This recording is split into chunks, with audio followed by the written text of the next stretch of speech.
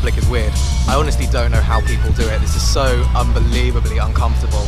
But I'm here, I'm by the beach, there's people walking past and I'm recording a video, so well done to me. So I was going to talk about something else in this video. I had something else altogether planned. However, something more interesting happened. So I'll talk about what I was going to talk about later, but we found a rabbit. Well, we didn't find a rabbit. Our friends found a rabbit. And she was in a pretty horrible state. We still don't know if she's going to survive, to be perfectly honest, but when she was found, she was covered in feces and urine and all sorts of thistles and things, and she obviously hadn't been fed properly and she hadn't been watered properly, and she was hugely underweight and scared. And we've taken her in and we've shaved off a load of the horrible manky fur and we've given her a bath. Rabbit owners, we were very careful about it. Don't worry, it was fine. She was all dry and warm and lovely within seconds. We gave her a bath, tidied her up, we got some food into her using a syringe that we used to feed a previous poorly rabbit, and we got some water in her. And she's actually doing okay. She's jumping around and she's flopping and she's binkying, and well, here's a video of her now. But yeah, I'm gonna call her Nugget for the time being, just until we know that she's okay. I feel like naming her, we might get a little bit too attached too quickly. The problem she has at the moment, she's missing teeth, so she can't eat. Unfortunately, when she tries to eat straw, she gums it. She can't get anything down by herself, and her lower teeth are obviously incredibly painful. But she'll be okay. We can grow the teeth back out. If we have to pipe feed her for a really long time, for months, then that's absolutely fine. I mean, people have fucking human children. If they can deal with that, I can deal with pipe feeding a rabbit for a little while. And her fur's not as bad as we thought it was. You know, we got her tidied up, we got most of the manky bits out, all the matted knots we snipped out, all of the horrible bits, and she's actually a little ball of golden fluff. She's absolutely adorable. I mean, I have a soft spot for all animals and rabbits in particular, but she is absolutely gorgeous. So I really genuinely hope she pulls through. But we're taking her to the vet tomorrow, so we'll see how she does. I say tomorrow, I might upload this late, but never mind. And we'll see what they say. Hopefully, it's just a case of an extended period of extra TLC, and she'll be absolutely fine. And we can take her in and we can name her, and then we can introduce her to our other rabbit and see if we can get them to bond. At the moment, we're having to keep them separate. And that's the thing, even if she gets completely better, we can't necessarily keep her because we have to make sure that she can bond with our current rabbit. If they don't get on, if they're constantly fighting, we're gonna have to rehome her, but I'd be much more comfortable doing that, knowing that we've got her better and we've got her teeth into a nice state and she doesn't require all this medical attention all the time. Because if we were to give her up for adoption now, I don't think anyone would take her in. You see these fantastic heartwarming stories on the internet of people that have found dogs and cats and other animals that have been this far from death, and they've taken them in and they've made a full recovery, and that's lovely. But to my experience and knowledge, whilst most people have a heart of gold, they don't have the time, or they don't have the resources, or they have other commitments already, and so we would want to make sure it's someone we trust as well, and we just don't know enough people. We aren't widely spread out enough that we can find someone else that could give her all of that care and attention. So we're going to do it ourselves, hopefully keep her, and if we can't keep her, find her a home once she's better, and I mean, essentially doll her up. You know, it's like those incredibly insensitive, self-promoting YouTube videos where people give a homeless man a shave and use it to promote their own channel and make themselves look fantastic. Not saying they're all like that, but we all know that there's a couple.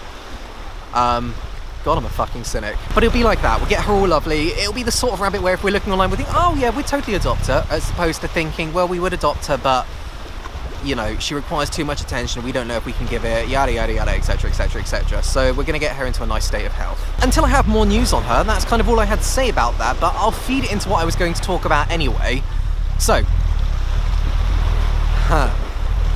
one of the rules of being a vegan is that you have to tell everyone you're a vegan. Now, you know this, you'll have experienced this yourself. You'll be having a conversation, you know, how's your son doing? Yeah, he's doing pretty good, you know, he took his first steps today, he's starting to learn the alphabet. Oh yeah, that's really, really good, Susan. As a vegan, and it'll go on from there. Now, I'm not saying that all vegans are irritating, in fact, almost none of the ones I know are, but within every group of people that have a strong belief or a strong viewpoint or a lifestyle that they follow, it is going to crop up in every conversation. For me, the ones that I find annoying, I'm incredibly respectful of them, but the group of people that I find the most annoying are probably yogis. Now this will probably come from a place of envy, but I don't know. I hear the word chakras and I just switch off. I'm incredibly misinformed about it. I don't understand nearly enough about it. I haven't done nearly enough research, but I find it's the same thing for when I'm talking about being vegan to people. They turn off immediately a lot of the time. So I think this is partly due to the way that we're portrayed, and I think it's partly due to the way that some of us portray ourselves. We are seen as very preachy. Very, very preachy indeed. One of the things about being vegan is, you know, this idea that you can't eat meat with them, or they'll start going on about it, or, you know, that phrase meat is murder, you expect that to crop up in the conversation, or not your mum, not your milk, and all of these different little slogans that I think people associate with it now. And I think, like anyone else getting pigeonholed, that is very, very, very unfair. It's something I'm incredibly passionate about. I've slipped up a few times, same as anyone has with anything, but I'm getting better and better.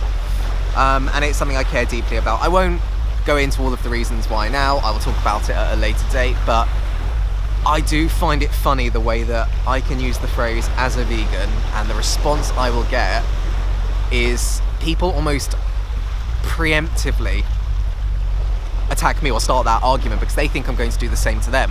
I'm not. I found that the best way to do anything, be it religion or veganism or, I don't know, yoga, is if you want to have a conversation about it, don't preach, just talk about it. If I have an interest in art, for example, and I want to talk to someone about art, I'll talk to them about it for hours, days, months, years. I have friends where my entire friendship with them is based on the fact that we like the same kind of art, and it's the same with veganism. But if someone's not interested in talking about it, don't force it upon them. Same with religion. If you shove it down my throat, I'm going to turn off. Same as if you all tell me to watch The Godfather because I haven't seen it, or Bambi because I haven't seen it, I'm not going to watch it.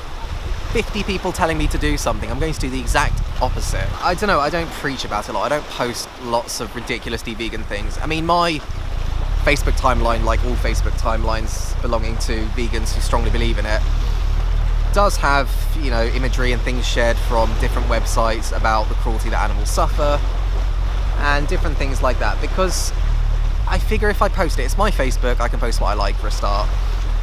And B, if someone else shares it, great, that makes me really happy. And if people want to have a chat about it, one of the best ways to instigate that, if you leave this material out in the open, you can come to me and talk about it. I'm not going to invade your Facebook wall and post it all over your wall. I'll do it on my space. My space is in, not my space, that died a long time ago. And we can have a conversation about it there.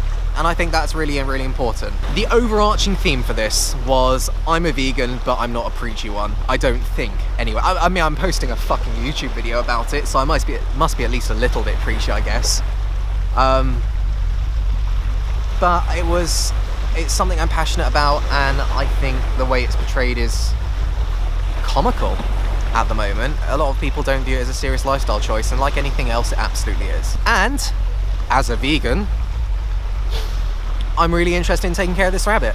One of the main reasons for doing the whole vegan thing, drink every time I say vegan, one of the reasons for doing the whole vegan thing is an absolute basic love of all life and animals and things having the right not to be mistreated and to live their life to the fullest, most healthy extent within the natural order of things. I think that's, to me, incredibly important. And so picking up this rabbit, to me, in line with my core beliefs and the way I lead my life, I have to try and get her better. And my fiance is exactly the same. We can't turn her away. We can't do it. I'm going to have to get her better, and then we're going to have to dress her up in little clothes and take pictures and start an Instagram account with something like Binky Bunny and get 50,000 followers, just like everyone else with a rabbit that I ever see, ever. But on a serious note, I'll post an update saying whether or not she's got better. If any of you are interested in following her progress, actually, my Instagram account, which I'll link down below, I imagine I'll be posting regular updates. It's the profile that I use the most out of all of my profiles. So if any of you want to see what she looks like, or leave any support or positivity, or send us some love our way and hope to get better. I'm not a believer in that sort of thing myself, but, you know, I'm always open to the fact that I'm wrong. If you guys want to do that, like I said, I'll stick the link down below, and it would be absolutely lovely if you guys can, I don't know, share a nice word or two, like the equivalent of a get well card for a bunny.